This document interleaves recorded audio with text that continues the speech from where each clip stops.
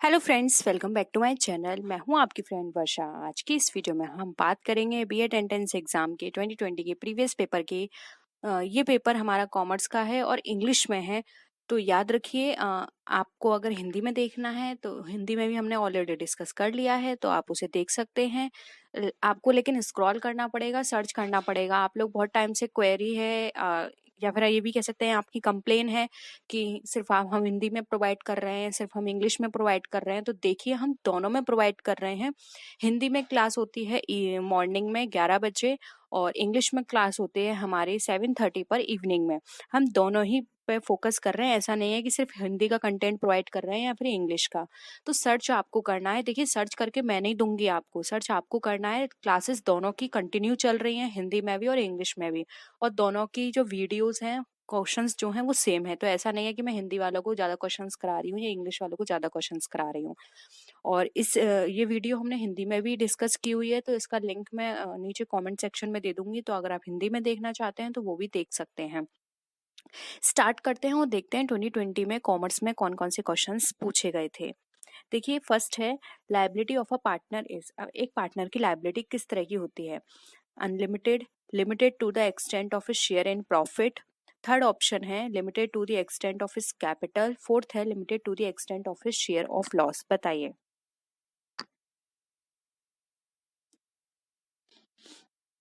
आपने पार्टनरशिप पढ़ी होगी, मैंने बहुत बार डिस्कस किया पार्टनरशिप। ये क्वेश्चन भी बहुत बार डिस्कस किया है।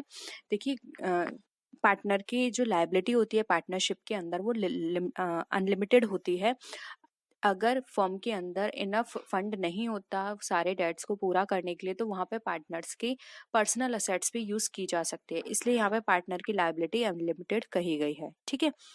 नेक्स्ट है the board of directors of a joint stock company selected by the. अब ये भी टॉपिक मैंने आपको थ्योरी में और क्वेश्चंस में दोनों में डिस्कस किया हुआ है। तो बताइए, जॉइंट स्टॉक कंपनी का जो डायरेक्टर होता है वो किसके द्वारा सेलेक्ट किया जाता है? एम्प्लॉयज, जनरल पब्लिक, गवर्नमेंट या फिर शेयर होल्डर्स? जल्दी आंसर करिए।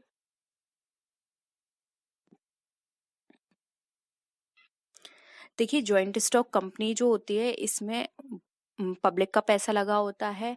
इसीलिए उसको फेयर जो भी रिपोर्ट है वो चाहिए होती है कि कंपनी में उनका जो भी पैसा लगा है उसका किस तरह से यूज किया जा रहा है, कंपनी में सारी चीजें फेयर तरीके से चल रही हैं या नहीं। तो इस ट्रांसपेरेंसी को बनाए रखने के लिए शेयर होल्डर्स खुद अपॉइंट करते हैं वहाँ के डायरेक्टर्स।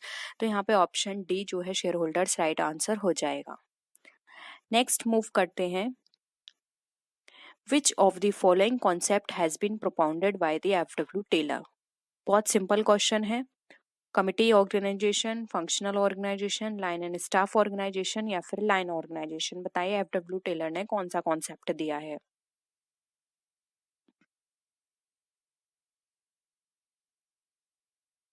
देखिए, यहाँ पर जो ऑप्शन है बी राइट आंसर हो जाएगा, फंक्शनल ऑर्गेनाइजेशन। F.W. टेलर ने फंक्शनल ऑर्गेनाइजेशन का कॉन्सेप्ट दिया था। नेक्स्ट है XDR, जिसको स्पेशल ड्राइंग राइट्स भी बोलते हैं। बताइए क्या है? एक लायबिलिटी है, एक पेपर गोल्ड है, एक असेट है या फिर एक इंटरनेशनल यूनिट ऑफ करेंसी है? बताइए।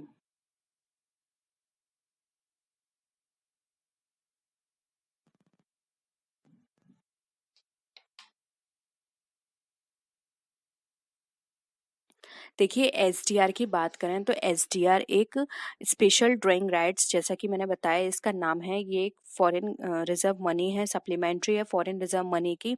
और इसका जो डायरेक्शन ऑफ मैनेजमेंट है वो आईएमएफ के द्वारा किया जाता है, जिसको इंटरनेशनल मॉनेटरी फंड भी बोला जाता है। और एसडीआर जो होती है वो यहाँ पे गोल्डन पेपर की तरह काम करती है, गोल्डन मनी भी इसको बोलते हैं। और आप सबको पता हो कि गोल्डन मनी को हम पेपर मनी के नाम से या पेपर गोल्ड के नाम से भी जानते हैं। तो यहाँ पे ऑप्शन बी पेपर गोल्ड हमारा राइट आंसर हो जाएगा। ओके। नेक्स्ट है what is the method use to determine wage differentials? Merit rating, job design, job evaluation या फिर जॉब एनालिसिस? बताइए। वेज डिफरेंशियल के लिए कौन सा मेथड यूज किया जाता है?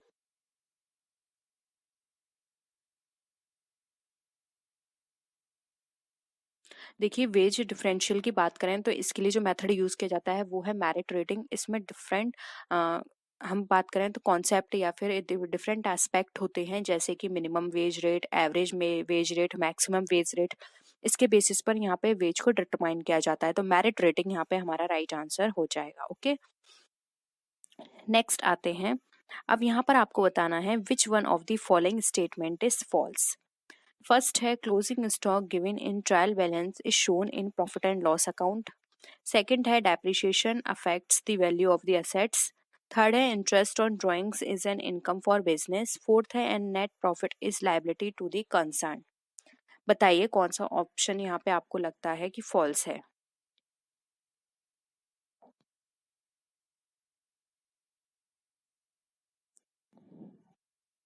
जल्दी आंसर करिए। देखिए, ये आप सबको पता है कि डेप्रिसिएशन असेट्स की वैल्यू को अफेक्ट करती है, ये तो सही है। थर्ड ऑप्शन है interest on drawings is an income of for business. अब ड्राइंग पे कोई भी इंटरेस्ट आ रही है तो बिजनेस के लिए वो इनकम है, ये भी सही है। फिर net profit is a liability to the concern. अब ये नेट प्रॉफिट जो है वो कंसर्न के लिए लायबिलिटी है, यानी कि जो भी वहाँ पे काम कर रहा है उसको डिस्ट्रीब्यूट किया जाएगा प्रॉफिट, तो कंसर्न के लिए क्या हो गई, लायबिलिटी हो गई।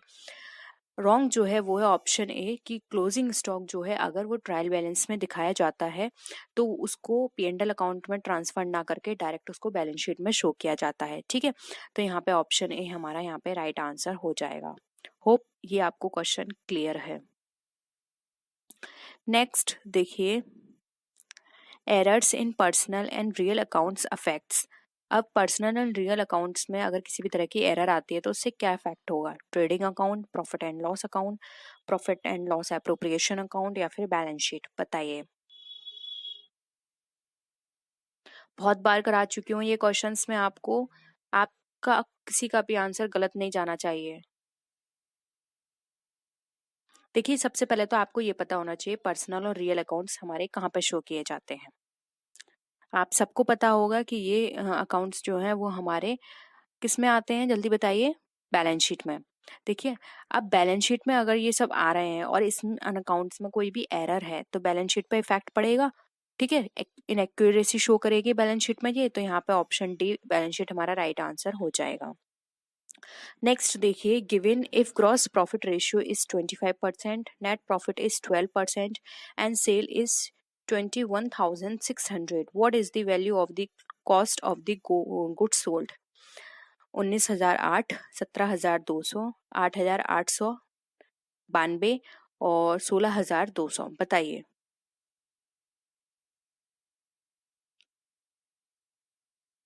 सॉल्व करिए और जल्दी से बताइए आंसर।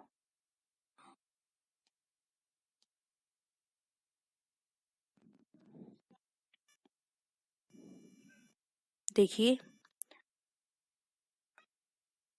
करें मैं हम सॉल्व करें। ओके, देखिए ग्रॉस प्रॉफिट रेशियो यहाँ पे कितना दिखा रहा है हमारा 25%। ठीक है, और कॉस्ट ऑफ गुड सोल्ड निकालना है, तो कॉस्ट ऑफ गुड सोल्ड हमारा यानी cost of good sold CGS हमारा कितना होगा, 100 में से माइनस कर दो हमारा ग्रॉस प्रॉफिट रेशो यानी कि 25%, तो निकल कर कितना आएगा 75%। अब इस 75% को आप इस तरह से निकालिए, कितना दे रखा है हमारा cell 21,600 multiplied 75 divided by 100।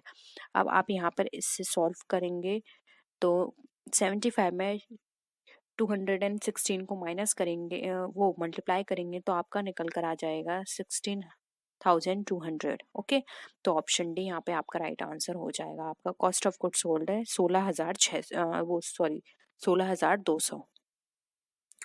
Next question है, विच of the following is an example of non cash expenses. अब नॉन कैश एक्सपेंसेस का एग्जाम्पल आपको बताना है। Depreciation, wages and salaries, rent of the premises, telephone expenses, बताइए।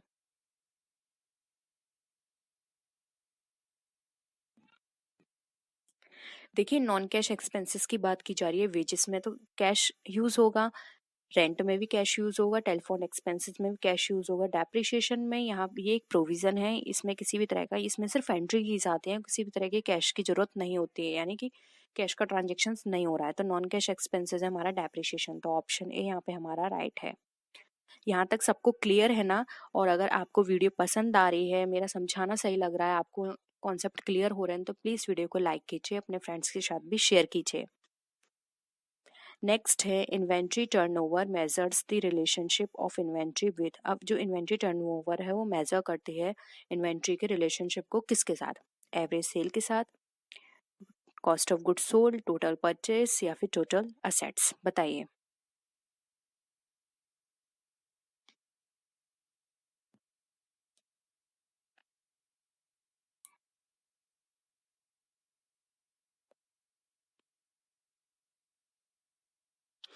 देखिए यहाँ पर इन्वेंट्री टर्नओवर रेशियो की बात करें तो ये कॉस्ट ऑफ गुड्स सोल्ड के साथ रिलेशनशिप बताती है इन्वेंट्री का, इसलिए यहाँ पे ऑप्शन बी हमारा cost of goods sold right answer हो जाएगा।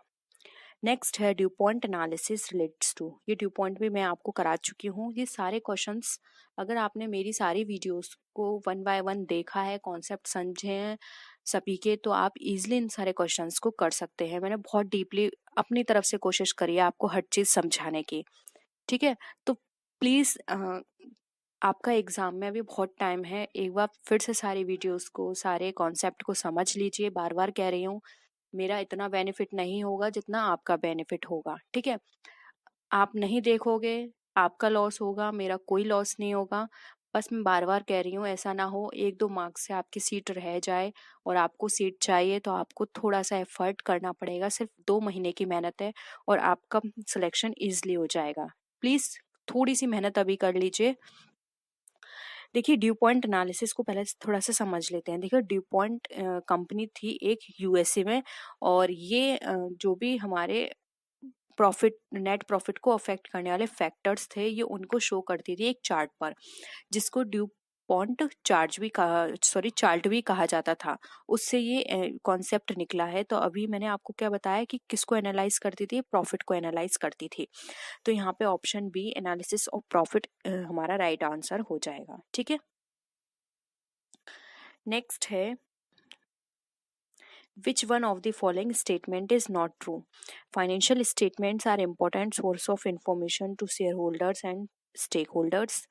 Return on equity and earnings per share are one and the same thing. In calculating asset tax ratio, inventory is not included in current assets. Debt equity ratio is measure of long term solvency of a firm. बताइए क्या होगा इसका, कौन सा इसमें true नहीं लगता आपको कॉन्सेप्ट।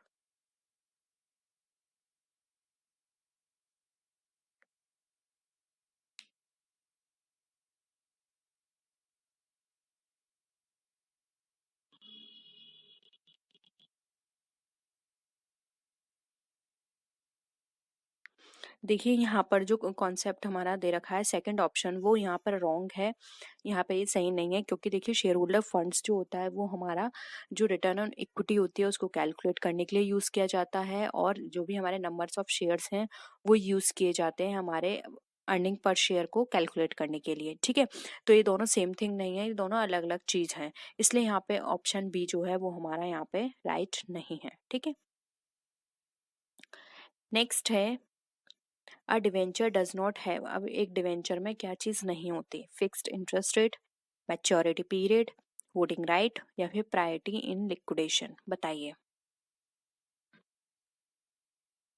बहुत ही सिंपल है, आपने डिवेंचर शुरू से पढ़ रखे हैं, बताइए क्या होगा आंसर।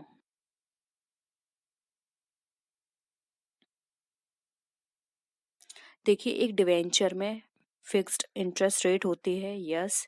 मैच्योरिटी पीरियड होता है, यस ये भी करेक्ट है।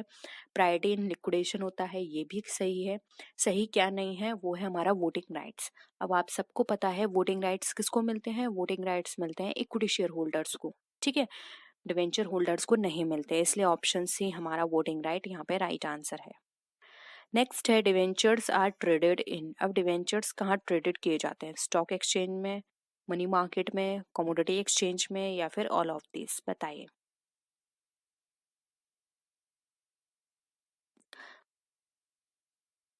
देखिए राइट आंसर है यहाँ पे ए, डिवेंचर्स हमेशा ट्रेड किए जाते हैं स्टॉक एक्सचेंज में, ठीक है। ऑप्शन ए राइट है। नेक्स्ट है certificate of deposit can be issued for a maximum maturity period of.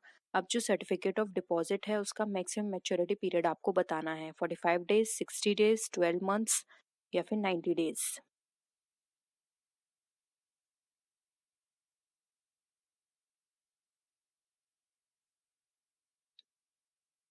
देखिए सर्टिफिकेट ऑफ डिपॉजिट की बात करें तो इसका जो मैच्योरिटी पीरियड है वो है हमारा 12 मंथ्स।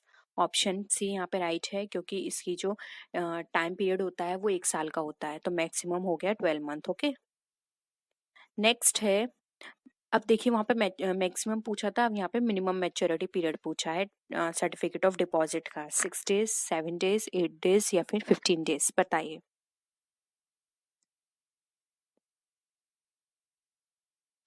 देखिए यहाँ पे मिनिमम पीरियड की बात करें तो वो है हमारा 7 डेज। ऑप्शन बी यहाँ पे हमारा करेक्ट है।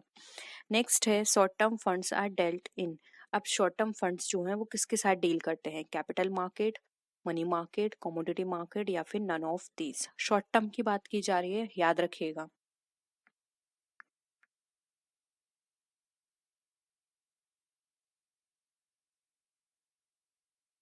देखिए शॉर्ट टर्म की बात करें तो शॉर्ट टर्म फंड्स जो होते हैं वो डील करते हैं मनी मार्केट में, और अगर हम लॉन्ग टर्म की बात करें तो लॉन्ग टर्म हमारे कैपिटल मार्केट में डील करते हैं। ठीक है, यानी वहां पर उनको सेल किया जाता है। तो ऑप्शन यहाँ पे बी जो है वो हमारा करेक्ट आंसर हो जाएगा। ठीक है, यहाँ तक आपको सब चीज क्लियर है ना? कोई भी पॉइंट में आपको डाउट लगता है या फिर किसी का आपको मीनिंग पूछना है, प्लीज क्लास में नहीं, आप उनका स्क्रीनशॉट लीजिए या फिर मुझे टेलीग्राम पर स्क्रीनशॉट भी दे सकते हैं, मैसेज भी कर सकते हैं पर्सनली। कोई प्रॉब्लम नहीं है, कोई भी प्रॉब्लम है वहां जाके आप डायरेक्ट मुझे मैसेज करिए, मैं आपको वहां पे रिप्लाई कर दूंगी। ओके, कोई भी डाउट मत रखिए, अपने सारे कॉन्सेप्ट क्लियर रखिए, क्योंकि एग्जाम खराब नहीं होना चाहिए। ठीक है, अब देखिए यहाँ पर नेक्स्ट क्वेश्चन पे आते हैं। Treasury bill period. Treasury bill period जो है वो जर्नली कितने टाइम का होता है, आपको ये बताना है। 91 डेज, 182, 364 या फिर ऑल ऑफ दीज। यहाँ पे जर्नली बात की जा रही है, ये नहीं है कि उसका टाइम पीरियड पूछा है। ओके, जर्नली यानी जर्नली में यानी कि आपको मैक्सिमम टाइम पीरियड बताना है।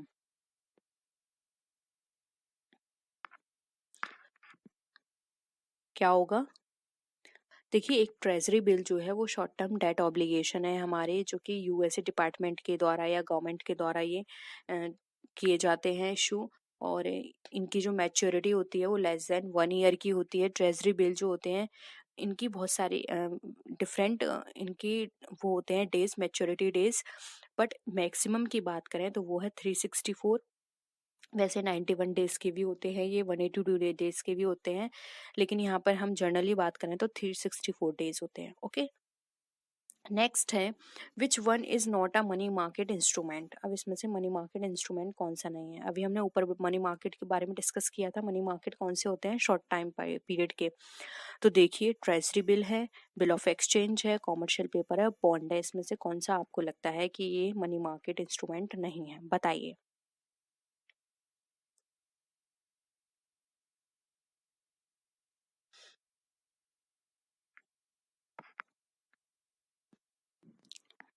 देखिए treasury bill less than 1 year है, bill of exchange less than 1 year है, commercial paper less than 1 year है। और मनी मार्केट में आपको पता है शॉर्ट टर्म यहाँ पे जो हमारे इंस्ट्रूमेंट्स होते हैं वो ट्रेड किए जाते हैं जो लेस देन 1 ईयर के होते हैं। यहाँ पे नहीं पूछा है तो वो जाएगा बॉन्ड। ऑप्शन डी यहाँ पे राइट आंसर है, क्योंकि ये मोर देन 1 ईयर होते हैं। और मनी मार्केट में हमेशा शॉर्ट टर्म की बात की जाती है, कैपिटल में लॉन्ग टर्म की बात की जाती है। ओके, नेक्स्ट क्वेश्चन देखिए, क्लियर है सबको ये? When a right to purchase securities is given it is known है। जब राइट होता है परचेज करने का किसी भी सिक्योरिटी को, तो कौन सा ऑप्शन यूज किया जाता है? Call option, put option, call and put option या फिर ऑल ऑफ दीज, बताइए।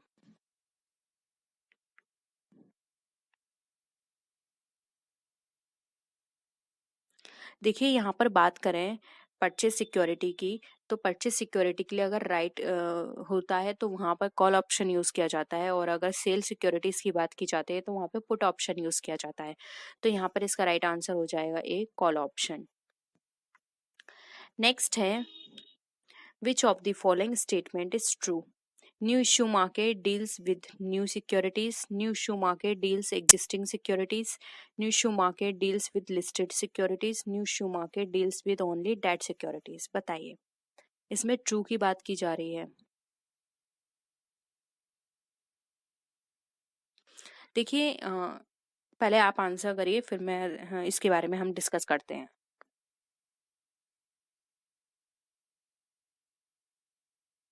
देखिए, यहाँ बात की जा रही है न्यू शू मार्केट की। नाम से ही पता चल रहा है न्यू शू मार्केट मतलब जहाँ पे न्यू सिक्योरिटीज इशू की जा रही हैं। तो न्यू शू मार्केट जो होते हैं वो डील करते हैं न्यू सिक्योरिटीज में, एग्जिस्टिंग में नहीं करते, लिस्टेड में नहीं करते, ओनली डेट में नहीं करते। ऑप्शन ए यहाँ पे हमारा राइट है। अब नेक्स्ट क्वेश्चन देखिए। The balance of trade refers to income receipts minus income payments on investment, the balance of unilateral transfers, merchandise exports plus service exports minus the sum of merchandise and service imports। D option है merchandise exports minus merchandise imports. बताइए, balance of trade की बात की जा रही है।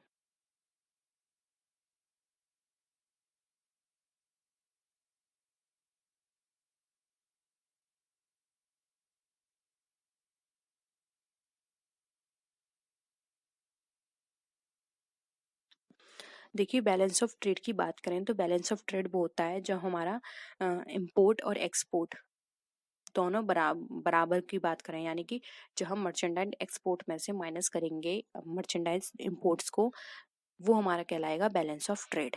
इसलिए यहाँ पे ऑप्शन डी हमारा राइट आंसर हो जाएगा। नेक्स्ट है, which statement about GDP is correct? GNP minus X minus M equal to GDP, nominal GDP is the value of GDP at the constant prices, GDP equal to wage plus profit plus interest, या फिर both A and B. बताइए, GDP के लिए इसमें से कौन सा statement correct है?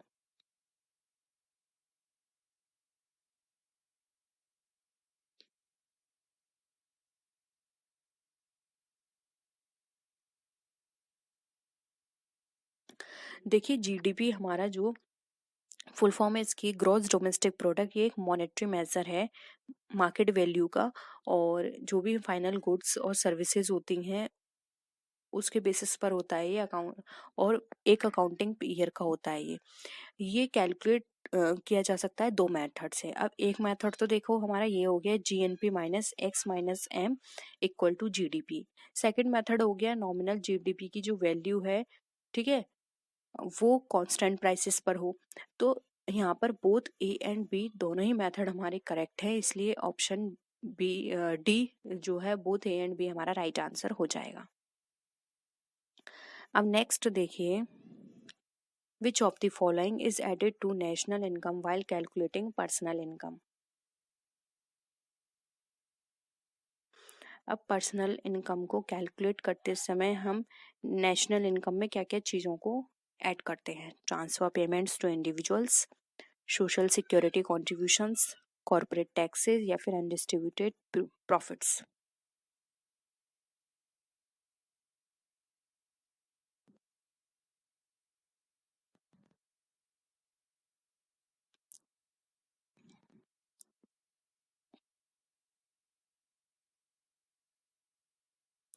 देखिए, इंडिविजुअल इनकम और पर कैपिटा इनकम जो होती है वो हमारी टोटल उन सभी इनकम का टोटल होती है जो कि ये इंडिविजुअल या डोमेस्टिक रीजन में वो रिसीव किया जा रहा है।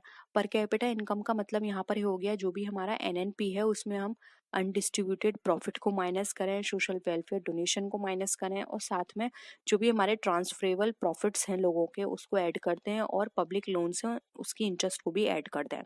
तो यहाँ पर ऐड की बात की जा रही है, माइनस की बात नहीं की जा रही है, इसलिए यहाँ पे transfer of payments to individual हमारा राइट आंसर हो जाएगा। ये सारी चीज़ें जो है वो हमारी माइनस की हैं। अगर यहाँ पे ये आता कि कौन सी इनकम्स यहाँ पे माइनस की जाएंगी तो आ जाता social security contributions, corporate taxes और अनडिस्ट्रीब्यूटेड प्रॉफिट। लेकिन यहाँ ऐड की बात की जा रही है तो ऐड हमारा सिर्फ ये होगा जो कि हमारा ट्रांसफर पेमेंट्स टू इंडिविजुअल्स। ठीक है, तो यहाँ पे ऑप्शन ए राइट है।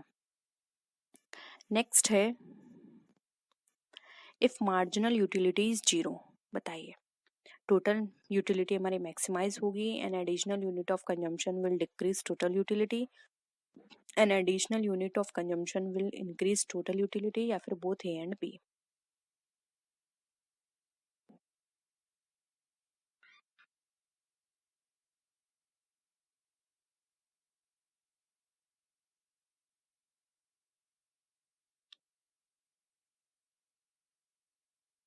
देखिए यहाँ पर बात करें मार्जिनल यूटिलिटी ज़ीरो की, तो वो तब होगी जब हमारा टोटल यूटिलिटी क्या होगी, मैक्सिमाइज होगी। इसलिए ऑप्शन ए यहाँ पे हमारा राइट आंसर है। जो हम कंज्यूमर इक्विलिब्रियम की बात करते हैं तो वहाँ पे दो कॉन्सेप्ट आते हैं, एक आता है टोटल यूटिलिटी, दूसरा आता है हमारा marginal utility. Marginal utility convert होती है जीरो में टोटल यूटिलिटी जो हमारी मैक्सिमम आ जाती है, ठीक है। तो ये इसका कॉन्सेप्ट चलता है, टोटल यूटिलिटी मैक्सिमम है तो मार्जिनल यूटिलिटी हमारी जीरो होगी। और यूटिलिटी की अगर मीनिंग की बात करें तो आप ये भी समझ लीजिए, यूटिलिटी एक ऐसी एबिलिटी होती है जिसमें आपको मैक्सिमम सेटिस्फेक्शन मिलता है, ठीक है। तो यहाँ पर यानी कि जो ह्यूमन नीड्स हैं वो सेटिस्फाई हो जाती हैं, वो हमारी यूटिलिटी कहलाती है।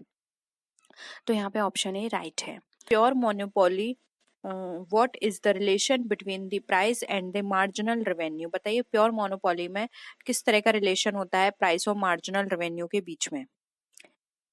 ऑप्शंस हैं price is greater than the marginal revenue, B option है price is less than the marginal revenue, C option है देयर इज नो रिलेशन, या डी ऑप्शन है दे आर इक्वल। बताइए।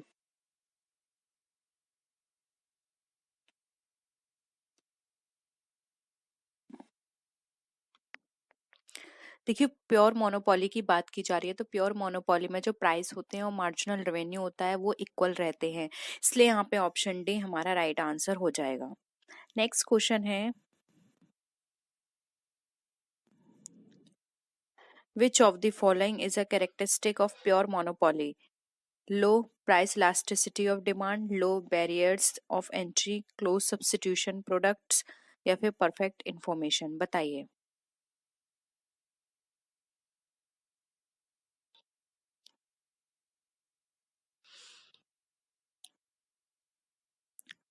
देखिए यहाँ पर इसका राइट आंसर हो जाएगा option A, low price elasticity of demand. अब low price elasticity of demand क्यों होती है?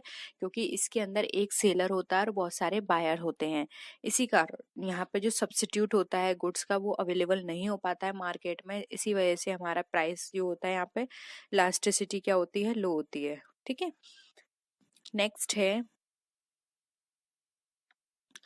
an individual demand curve slopes downward to the right because of the. अब एक इंडिविजुअल का डिमांड कर्व स्लोप जो होता है वो डाउनवर्ड होता है राइट साइड में, क्योंकि working of the law of diminishing marginal utility, substitution effect of decrease in price, income effect of fall in price, या फिर ऑल ऑफ द अबव। बताइए।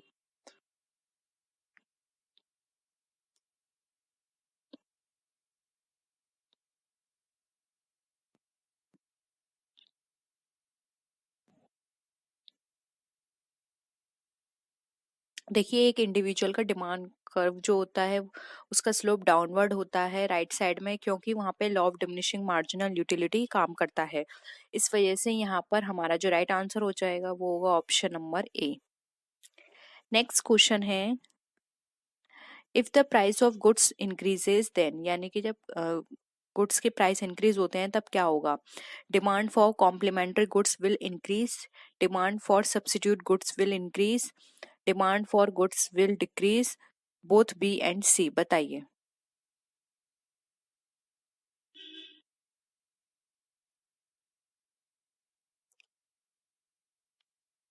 प्रैक्टिकली समझ के चलिए ये क्वेश्चन, जब किसी भी प्रोडक्ट के प्राइस बढ़ते हैं तो क्या होगा? आप दूसरा प्रोडक्ट देखेंगे, यानी कि उसका सब्स्टिट्यूट की डिमांड बढ़ जाएगी और उस प्रोडक्ट की डिमांड क्या हो जाएगी, डिक्रीज हो जाएगी। तो बी और सी ऑप्शन सही है, इसलिए ऑप्शन डी यहाँ पे बोथ बी एंड सी हमारा राइट आंसर हो जाएगा, ठीक है। नेक्स्ट है, विच of the following is not a feature of oligopoly? अब इसमें से कौन सा ओलिगोपोली का फीचर नहीं है? Small number of sellers, absence of mutual dependence of firms, possibility of firm forming cartel, या फिर all of the above। बताइए क्या होगा आंसर।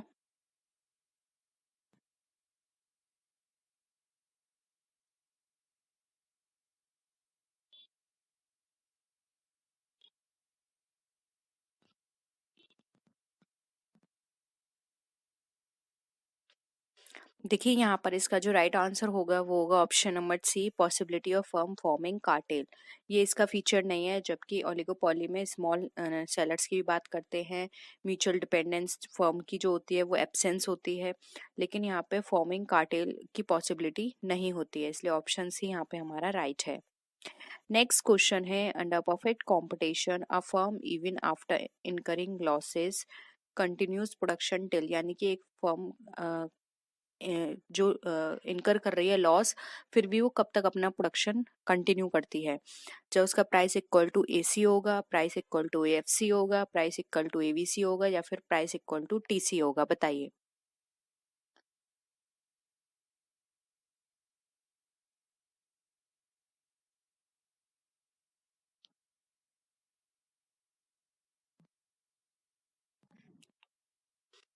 देखिए राइट आंसर हो जाएगा यहाँ पे ऑप्शन डी। जब प्राइस और टोटल कॉस्ट इक्वल होगी तब तक वो कंटिन्यू रखेगा अपना प्रोडक्शन, और अगर यहाँ पे प्राइस टोटल कॉस्ट से कम जाता है तो यहाँ पे यानी कि टोटल कॉस्ट प्रोडक्ट की ज़्यादा है और प्राइस उसको कम मिल रहा है, तब वो यहाँ पे अपना जो प्रोडक्शन है वो वहाँ पे बंद कर देगा। तो यहाँ पे ऑप्शन डी राइट है। नेक्स्ट क्वेश्चन है, the law equi marginal utility otherwise called है, यानी कि इक्यू मार्जिनल यूटिलिटी का लॉ जो है वो क्या कहा जाता है। Law of substitution, law of diminishing marginal utility, law of negative returns, या फिर नन ऑफ दीज।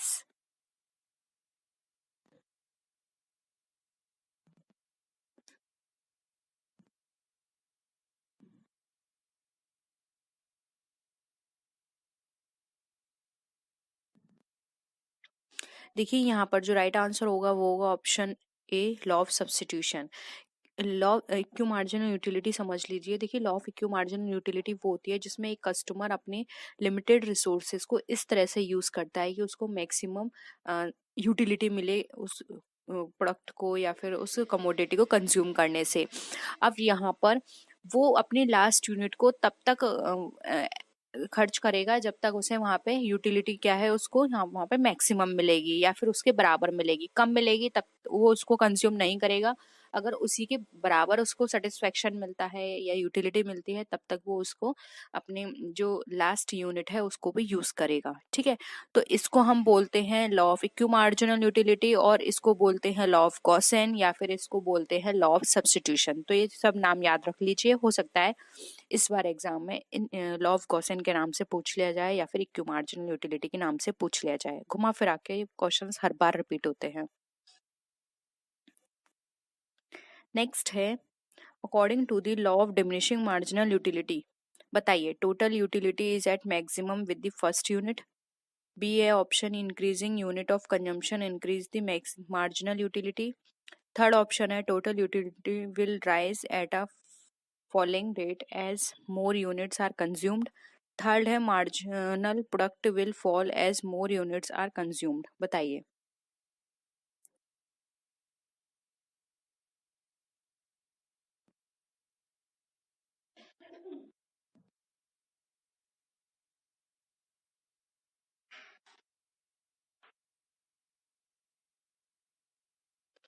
देखिए यहाँ पर इसकी बात करें तो यहाँ पर इसका जो राइट आंसर हो जाएगा वो होगा ऑप्शन नंबर बी।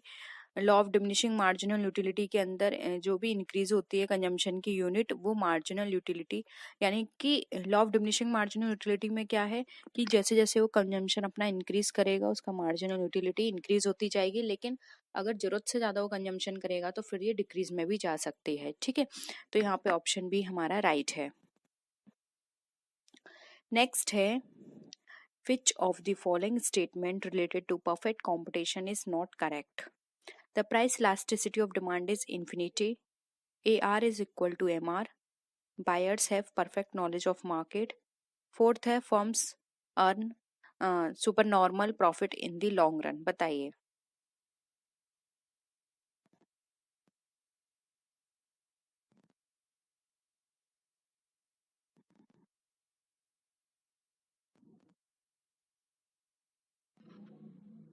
इसमें नॉट करेक्ट की बात की जा रही है, इसलिए देखिए यहाँ पर ऑप्शन जो डी है वो राइट आंसर होगा।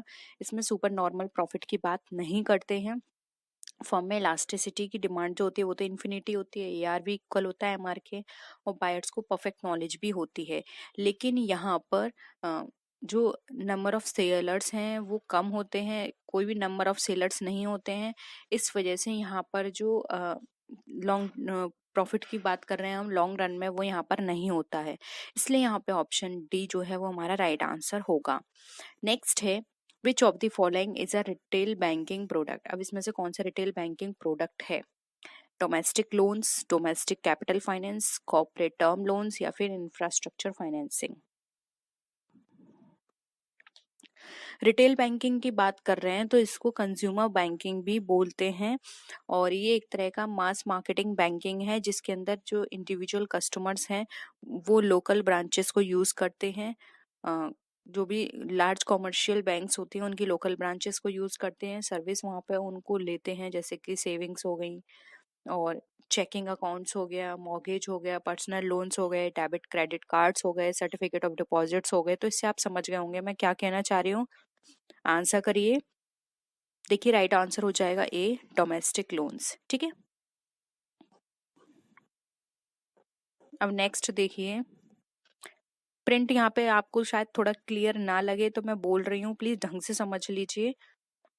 विच of the following organization issues the rules of global trade. Global trade में यहाँ पे जो ऑर्गेनाइजेशंस हैं वो कौन सी हैं? वर्ल्ड ट्रेड है, इंटरनेशनल मॉनेटरी फंड है, वर्ल्ड ट्रेड ऑर्गेनाइजेशन है या फिर इंटरनेशनल फाइनेंस कॉर्पोरेशन है। देखिए यहाँ पे ग्लोबल ट्रेड की बात की जा रही है तो ग्लोबल ट्रेड के लिए जो ऑर्गेनाइजेशन है जो रूल्स बनाती है वो है world trade organization, WTO। Okay, next है, मैं आपको कोशिश करूंगी जो इसका प्रिंट है टेलीग्राम पर दूं तो वो क्लियर हो, तो यहाँ पर आप ऐसे ही समझ लीजिए, मैं आपको बोल के समझा रही हूँ, और लेकिन प्रिंट में आपको कोशिश करूंगी वहां पे क्लियर दूं। ठीक है, in the field of banking sector what is the full form of ECS? Option 1 है E commerce service, option B है एंटिटी कंपोनेंट सिस्टम, सी है एम्बेडेड कॉग्निटिव साइंस, डी है इलेक्ट्रॉनिक क्लियरिंग सर्विस। बताइए ECS banking sector में क्या कहा जाता है? देखिए ECS की बात करें तो बैंकिंग सेक्टर में इसको बोलते हैं इलेक्ट्रॉनिक क्लियरिंग सर्विस, तो ऑप्शन डी यहाँ पे हमारा राइट है। नेक्स्ट है,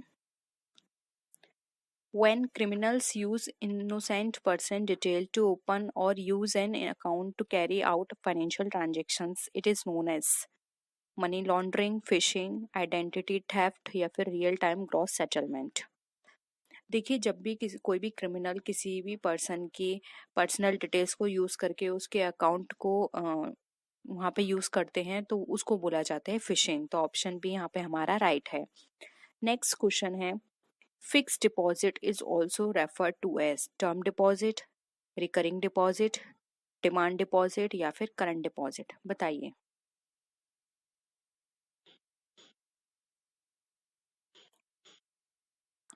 देखिए फिक्स्ड डिपॉजिट को यहाँ पर अगर हम बात करें तो इसको टर्म डिपॉजिट भी बोलते हैं, तो ऑप्शन ए यहाँ पे हमारा राइट है। नेक्स्ट पे आते हैं, who regulates the business of mutual funds in India? Reserve bank of India, ministry of finance, SEBI या फिर स्टॉक एक्सचेंज। बताइए म्यूचुअल फंड को कौन रेगुलेट करता है? देखिए राइट है यहाँ पे सेबी, ऑप्शन सी। नेक्स्ट है, the international bank for reconstruction and development यानी कि world bank was established in the year 1994, 1944, 1945, 1951 या फिर 1961। तो यहाँ पे इस्टेब्लिशमेंट की बात की जा रही है, वर्किंग की नहीं की जा रही, इसलिए ऑप्शन ए राइट होगा। वर्किंग स्टार्ट करी थी 45 में लेकिन इस्टेब्लिश हुआ था 44 में। ठीक है, 1944 में। नेक्स्ट क्वेश्चन है, which of the following is not a function of a commercial bank? Ensuring security for loans, issuing and processing credit cards, dealing in foreign exchange या फिर controlling monetary policy। बताइए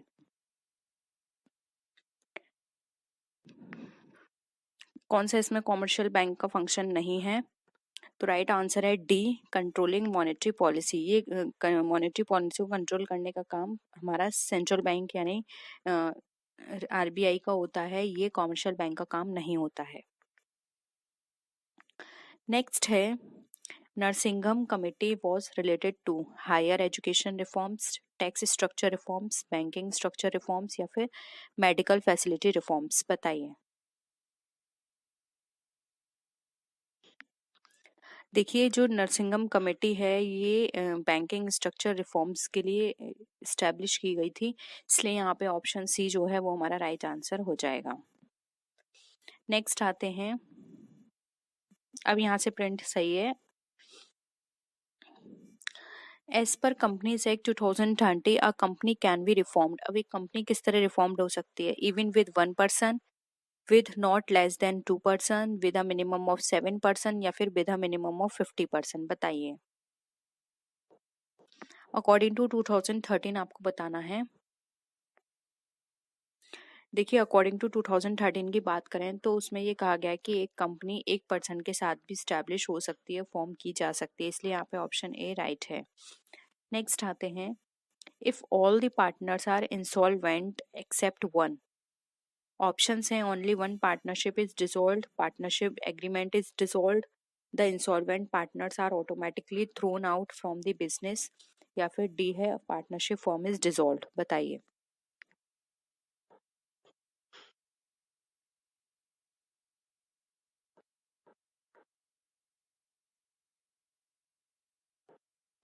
देखिए, अगर एक पार्टनर को छोड़ के सभी पार्टनर इंसॉल्वेंट हो जाते हैं तो वहां पर जो पार्टनरशिप फर्म है वो डिसॉल्व हो जाएगी, इसलिए ऑप्शन डी यहाँ पे हमारा राइट है। अब देखिए, यहाँ पर एक न्यूमेरिकल क्वेश्चन है, ये आपको सॉल्व करना है। देखिए, एक्स वाई जेड पार्टनर्स हैं और ये 1/5, 1/3, 7/15 में प्रॉफिट एंड लॉस को शेयर करते हैं। जेड रिटायर हो रहा है और एक्स और वाई का वो शेयर लेंगे। थ्री यहाँ पर जेड का शेयर लेंगे एक्स एंड वाई 3:2 में, और न्यू रेशो आपको बताना है, तो जल्दी से सॉल्व करिए और बताइए क्या होगा आंसर।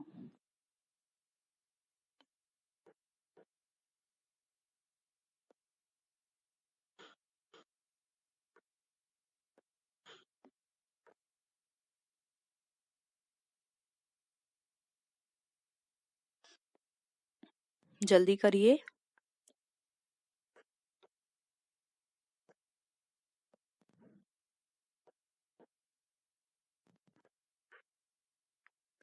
सॉल्व करें। देखिए, पहले ओल्ड रेशो देख लेते हैं। ओल्ड रेशो इनका कितना है? 1/5, 1/3, 60/15। अब यहाँ पे नीचे 5, 3, 15 है, तो इसका एलसीएम ले लीजिए, 15 आया। अब यहाँ पर क्या है? 1/5। अब इसका देखिए, 5 से 5 का आप करेंगे तो कितना आ जाएगा? 5 तिया 15 होता है, 3 पंजे होता है, और ये 7 का 7 आ जाएगा, तो 3, 5, 7 हो गया। अब यहाँ पे 3, 5, 7 इनका रेशो है ओल्ड, तो आप नोट कर लीजिए अपनी बुक में। ठीक है, 3, 5, 7 हो गया ओल्ड रेशो। अब गेनिंग रेशो निकालते हैं, तो एक्स का गेनिंग रेशो होगा, ओल्ड रेशो है 7/5, 15, और अभी जो निकल कर आया वो, सॉरी, 7/15 तो सी का था, जेड का था। अब इसका कितना निकला था? 3/5। तो इसका निकालिए। 3/5 कैसे हुआ यहाँ पर? ये रहा। ठीक है, तो ये 7 को 3 से मल्टीप्लाई करेंगे तो 21 आएगा, 5 का एलसीएम लेंगे 15 के साथ तो ये 15 आ जाएगा, तो ये 21 बटे, वो सॉरी, मल्टीप्लाई करेंगे तो 75 आ जाएगा, तो 21/75। अब वाई का निकालिए, तो 7/15 इंटू 2/5, तो 7 दूनी कितना हो गया? 14, और 5 को 15 से मल्टीप्लाई किया तो 75, तो ये कितना हो गया? 21/75, और 21/75 और 14/75, ये इनका गेनिंग रेशो हो गया। अब यहाँ पर आप न्यू रेशो निकालिए, तो x का पहले उनकी न्यू रेशो कैसे निकालते हैं? Old ratio plus gaining ratio, तो 3/15 इसका ओल्ड रेशो था, गेनिंग रेशो कितना है? 21/75। इनको ऐड करेंगे तो आपका कितना निकल कर आएगा? 15 और 21, 15 + 21 कितना होता है? 75। अब इसका 15 और 21 को प्लस करेंगे तो ये कितना आ गया? 36/75। ये इसका गेनिंग रेशो, न्यू रेशो निकल कर आ गया। अब वाई का निकाल लीजिए, वाई का कितना था? 2/15।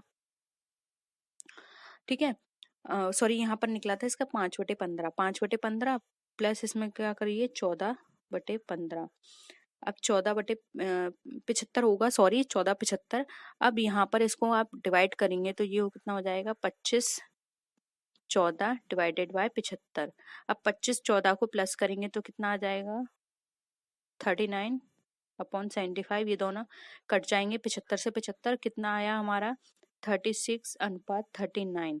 अब 36:39 है तो इसका कॉमन निकालिए, 36, 39 का, तो 36 और 39 का कॉमन क्या हो गया? ये 12 से कट गया और ये यहाँ पे 13 से कट गया, तो 12:13 हो गया। आंसर बी यहाँ पे हमारा राइट आंसर है। ठीक है, अब नेक्स्ट देखिए ये वाला।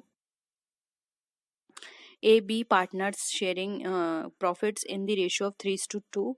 C admitted 1/3 share in the profit. What will be the new profit sharing ratio? ये सिंपल है, प्रॉफिट शेयरिंग न्यू निकालना है आपका, ठीक है। निकालिए, फिर बताइए क्या होगा आंसर।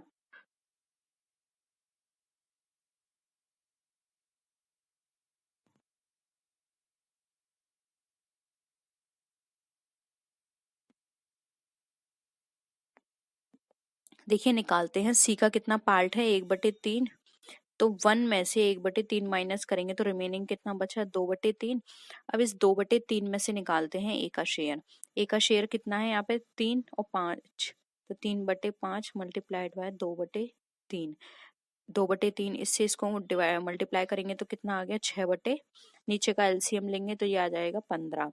ये हो गया हमारा एक्स का। अब यहाँ पे वाई का निकालते हैं, वाई का कितना होगा, 2/5 ये वाला, ठीक है, 2/5।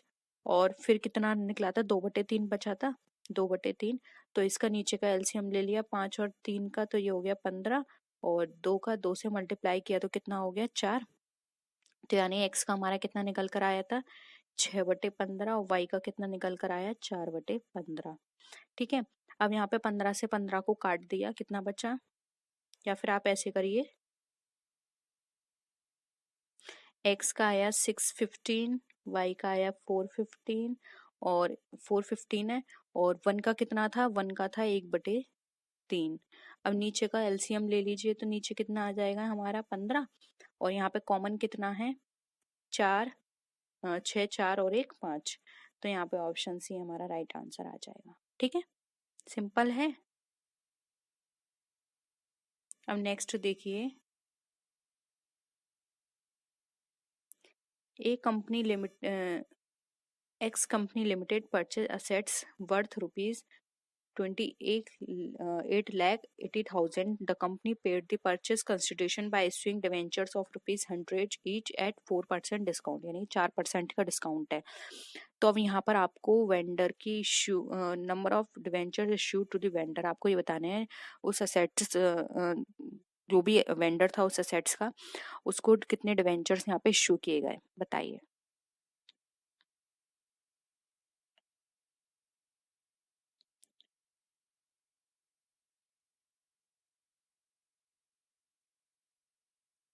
बहुत सिंपल है, जल्दी करिए आंसर।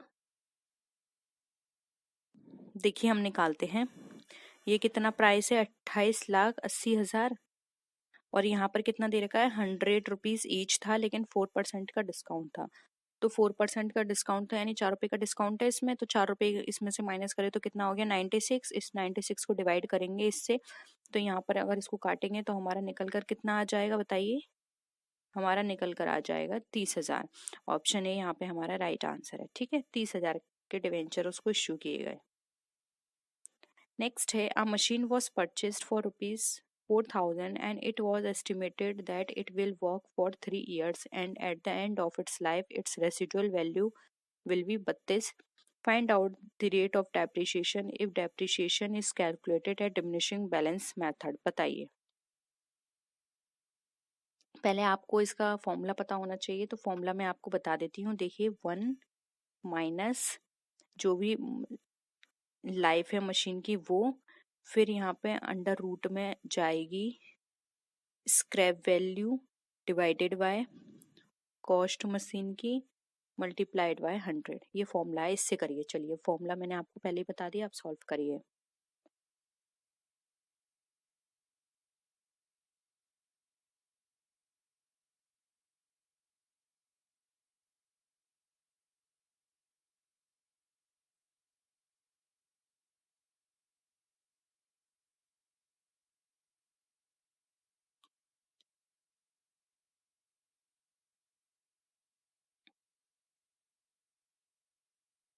निकला, चलिए हम करते हैं। देखिए यहाँ पर मैं आपको करके दिखा देती हूँ। फॉर्मूला क्या था, 1 माइनस, फिर क्या था इसकी लाइफ कितनी है, लाइफ कितनी है 3 साल की, तो 3 यहाँ लिख दिया। अंडर रूट में स्क्रैप वैल्यू लिखनी थी, तो स्क्रैप वैल्यू कितनी है, 32 है, और नीचे कॉस्ट बतानी थी वो 4,000 है, ठीक है। अब और डिवाइडेड बाय 100 था। तो अब इसको सॉल्व करिए, पहले 4000 से 32 काटिए। तो ऊपर लिख देती हूँ, 4000 से 32 काटे, यहाँ कितना बचा 8, और यहाँ कितना बचा 1000, ये 100 बचा, और ये यहाँ पर बाहर बचा 1 - 3। ठीक है, अब यहाँ पर इसे सॉल्व करेंगे बाद में, तो हमारी क्या वैल्यू निकल कर आ जाएगी, हमारी वैल्यू निकल कर आएगी 1 - 2/10, 1 अब बाहर आ जाएगा हमारा 100। ठीक है, अब इसको यहाँ पे सॉल्व करेंगे तो ये यहाँ पर हमारा निकल कर आ जाएगा 8/10 मल्टीप्लाई, मुझे 10 है सॉरी, 8/10 मल्टीप्लाइड बाय 100। अब यहाँ पर इसे सॉल्व करेंगे तो ये हमारा निकल कर आ जाएगा 80%। तो यहाँ पे ऑप्शन बी हमारा राइट आंसर हो जाएगा। 80% यहाँ पर इसकी क्या रहेगी, डेप्रिशिएबल की वैल्यू रहेगी। ठीक है, नेक्स्ट देखिए, Sunidhi trial balance contain the following information: discount received 1200, provision for discount on creditors 1800, create a provision for discount on creditors 1600, the amount to be credited to profit and loss. बताइए profit and loss कितना जाएगा। मैं यहाँ पे नीचे आपको नहीं तो सॉल्व करके बता देती हूँ। ठीक है भाई, मैं बता देती हूँ, शायद आप लोग नहीं कर पाएंगे ये। तो पहले हम यहाँ पर अकाउंट बनाएंगे प्रोविजन फॉर डिस्काउंट और क्रेडिटर्स अकाउंट का। ठीक है, तो ये आपका हो गया पर्टिकुलर, ये हो गया अमाउंट, ये हो गया पर्टिकुलर, ये हो गया अमाउंट। ठीक है, अब यहाँ पर क्या बोल रहा है, डिस्काउंट कितने का था इस पे, रिसीव्ड हुआ 1200 का, तो ये 1200 प्राइस यहाँ लिख दीजिए। फिर यहाँ पर ये डिस्काउंट कितना लेकर आए थी, 1600 रुपये का। ठीक है, तो ये 1600 का डिस्काउंट लेकर आई। फिर इन्होंने कितना दिया, 1800 रुपये यहाँ पे प्रोविजन बना के रखे हैं ये। तो अभी 1600 1200 कितने हुए, 2800। अब 28 में से 1800 माइनस करेंगे तो हमारा कितना निकल कर आ जाएगा, 1000। तो ये पेंडल में कितना जाएगा, 1000। तो ऑप्शन ए यहाँ पे 1000 हमारा राइट आंसर हो जाएगा। ठीक है ना, क्लियर है सबको, सिंपल था। दोबारा से क्वेश्चंस को सॉल्व करिए ये सारे, क्योंकि 2020 में न्यूमेरिकल पार्ट थोड़ा ज़्यादा पूछा गया था। अब तक ऐसा नहीं था कि न्यूमेरिकल पार्ट पूछा जा रहा है, लेकिन इस बार थोड़ा लंबी प्रोसेसिंग थी, उसको सॉल्व करने में थोड़ा टाइम ज़्यादा लगेगा। तो अगर आपको न्यूमेरिकल पार्ट नहीं है आपका स्ट्रॉन्ग, तो न्यूमेरिकल पार्ट भी स्ट्रॉन्ग कर लीजिए, क्योंकि 3 से 4 क्वेश्चंस आए हैं और 3 से 4 क्वेश्चंस छोड़ना सही नहीं है। कोशिश करिए जितना हो सकता है उतना करिए, लेकिन नहीं हो पा रहा है तो कोई बात नहीं है, अपने बस थ्योरीज के चक्कर में खराब मत करिएगा। और वीडियो कैसी लगी जरूर बताइएगा, अपने फ्रेंड्स के साथ शेयर कीजिएगा, वीडियो को लाइक कीजिए। और आप लोग बोलते हैं कि वीडियो का नोटिफिकेशन आप तक नहीं जाता है, तो प्लीज़ एक बार फिर से बेल आइकन देख लीजिए। हो सकता है कि आपने ठीक से उसको प्रेस ना किया हो, तो इस वजह से आपको नोटिफिकेशन नहीं मिलता हो। ठीक है, कोई भी क्वेरी हो आप नीचे टेलीग्राम पर या फिर कमेंट सेक्शन में बता सकते हैं। नेक्स्ट वीडियो में फिर मिलते हैं। और हाँ, इसका पीडीएफ आपको टेलीग्राम ग्रुप पर मिल जाएगा। आप लोग क्लास होते ही डायरेक्ट टेलीग्राम पर पहुंच जाते हैं और बोलते हैं कि पीडीएफ नहीं है। अब पीडीएफ अब मैं आपको दे दूंगी, ऐसा नहीं है कि मैं आपको नहीं दूंगी। भाई आपको नहीं दूंगी तो फिर उस पीडीएफ का क्या फायदा, लेकिन मुझे भी थोड़ा टाइम दीजिए कि मैं उस पीडीएफ में, पहले आप बोलते थे डायरेक्ट ऐसी पीडीएफ दीजिए, हमें आंसर नहीं चाहिए। अब मैं आंसर देती हूँ, तो आंसर को वहाँ पे मुझे टिक करने में टाइम लगेगा, और भी क्लासेस हैं उनको भी मैनेज करना है। तो प्लीज़ थोड़ा सा टाइम दीजिए, मैं आपको टाइमली दे दूंगी। और अब जो क्वेश्चंस हो रहे हैं वो 2 दिन में कंप्लीट हो रही है एक पीडीएफ। तो अगर मैं पहले से दे दूंगी तो आप दूसरे दिन की वीडियो नहीं देखेंगे, इसलिए अब आज ये कंप्लीट हो गई है, आज मैं आपको इसका पीडीएफ रात तक दे दूंगी। ठीक है, तो प्लीज इतना पैनिक मत हुआ करिए, पीडीएफ चाहिए पीडीएफ चाहिए, पीडीएफ मिल जाएगी, लेकिन सबसे ज्यादा ध्यान करिए अपने समझने पर। अगर आप नहीं समझेंगे तो उस पीडीएफ का भी कोई फायदा नहीं है। ठीक है, तो ग्रुप पर आपको पीडीएफ मिल जाएगी रात तक। और कोई भी क्वेरी हो तो प्लीज जरूर बता सकते हैं। नेक्स्ट वीडियो में फिर मिलते हैं और भी अच्छी वीडियोस के साथ। तब तक के लिए टेक केयर, बाय बाय।